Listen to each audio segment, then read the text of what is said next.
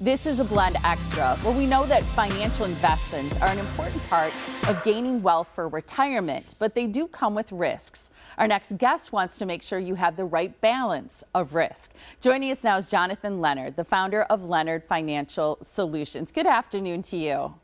Hi, Molly. Good afternoon. Thank you so much for having me. I'm sure that for you, understanding someone's risk tolerance is super important. It is. What we see a lot with people that come to us initially is that, if they're coming from another advisor, is that their advisor wasn't really listening to their risk tolerance, and that, they may have been in something far more aggressive than they actually wanted to be in. And, we believe that the older that someone is getting, especially as you're nearing that retirement stage, is that there does need to be a good amount of risk off the table, where you can't have everything in a super volatile environment, or else that could lead to some disasters in your retirement planning. Yeah, that makes sense.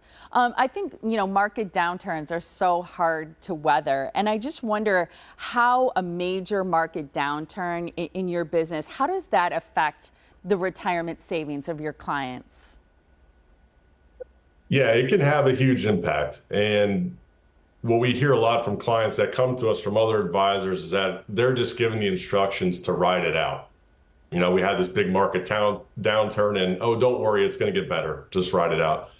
And essentially that is true. But when we have everything in a bucket of money that is susceptible to market volatility, and then when we're taking distributions from that bucket, especially in a down year, we're compounding that loss even more.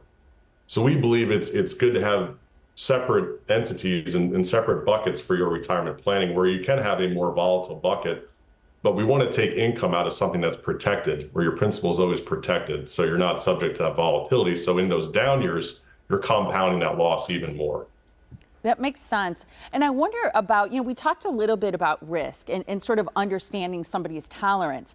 Do you feel that most clients that you interact with, that they're comfortable with the amount of risk that they have in their portfolios?